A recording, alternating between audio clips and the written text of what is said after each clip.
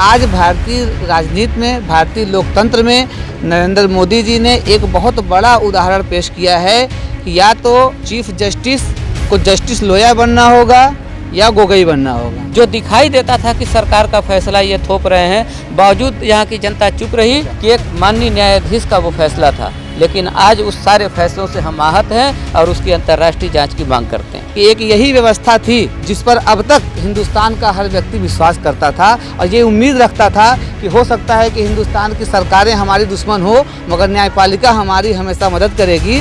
आज वो भी एक शक के घेरे में आ गई है। ये लोकतंत्र का बहुत बड़ा मजाक है और ये इनाम तो इनको उसी दिन मिलना तय हो गया था जिस दिन इन्होंने रफाल के मुद्दे पर सरकार के पक्ष में फैसला दिया था।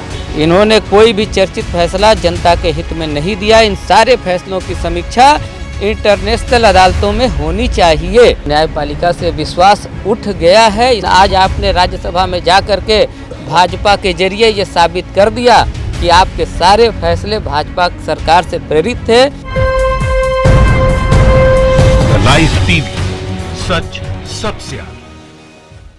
दोस्तों नमस्कार, मैं हूं ब्रिजेंद्र यादव, उपस्थित हुआ द लाइव टीवी के लिए। आज हम बात करेंगे पूर्व चीफ जस्टिस रंजन गोगोई जी के बारे में। क्या उनको राज्यसभा जो सीट मिली है, क्या उनको बीजेपी ने इनाम दिया है? निश्चित रूप से ये लोकतंत्र का बहुत बड़ा मजाक है और ये इनाम तो इनको उसी दिन मिलना तय हो गया था जिस दिन इन्होंने रफाल के मुद्दे पर सरकार के पक्ष में फैसला दिया था।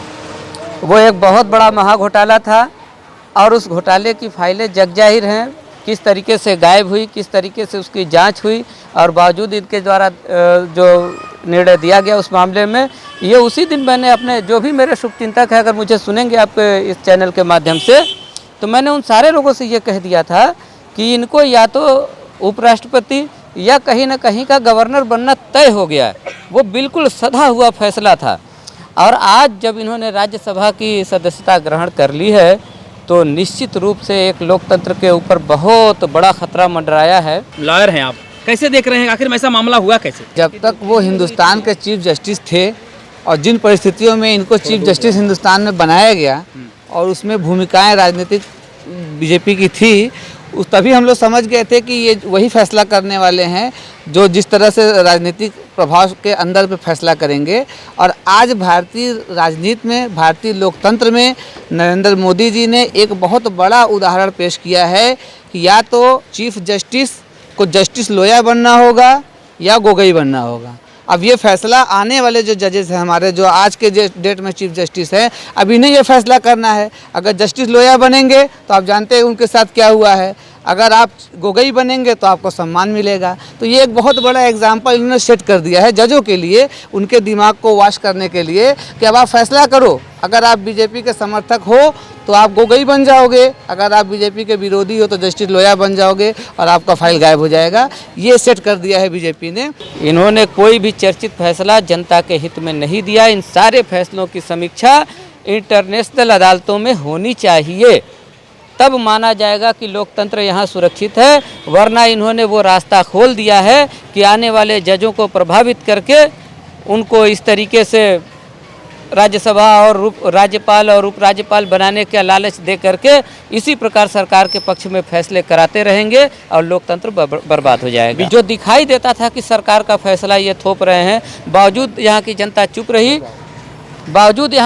चुप रही कि एक माननीय न्यायाधीश का वो फैसला था। लेकिन आज उस सारे फैसलों से हम आहत हैं और उसकी अंतर्राष्ट्रीय जांच की मांग करते हैं। आपने जिसके फेवर में फैसला दिया है उसी की पार्टी को ज्वाइन किया है आपने, तो निश्चित रूप से आप दागदार हो गए हैं।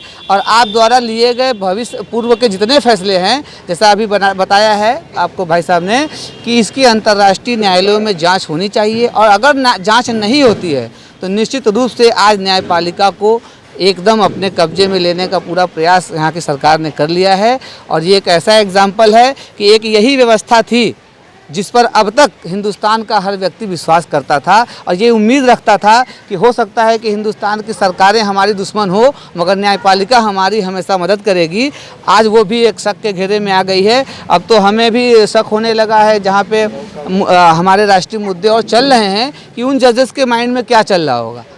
कि उनको किस तरीके से प्रेशराइज किया जा रहा होगा। तो हो सकता है तो कि सरकार मतलब प्रेशर बना रही है। बिल्कुल बना चुकी है, उसका परिणाम और रिजल्ट सब कुछ आपके सामने है।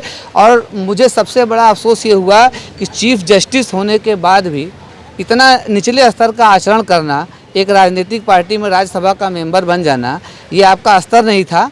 लेकिन आपने जो स्तरहीन काम किया है उससे न्यायपालिका की छवि धूमिल हुई है और निश्चित रूप से ये हिंदुस्तान के लिए बहुत बड़ी खतरे की बात है। डोली के साथ असामाजिक व्यक्ति चल सकता था तो वो तो खतरा महसूस होता था, उससे बचाव किया जा सकता है। लेकिन जब उस दुल्हन का भाई ही उसके लिए खतरा बन जाए तो उसको कौन बचाएगा, भगवान जाने। आज स्थितियां बहुत विकट हैं और न्यायपालिका से विश्वास उठ गया है, इसमें कहने में मुझे कोई अतिशयोक्ति नहीं है। चीफ जस्टिस ने इतने विवादास्पद फैसले दिए, इन्होंने रफाल पे दिया, इन्होंने 3 तलाक पे दिया, इन्होंने अभी अभी हाल में बाबरी मस्जिद पे फैसला दिया।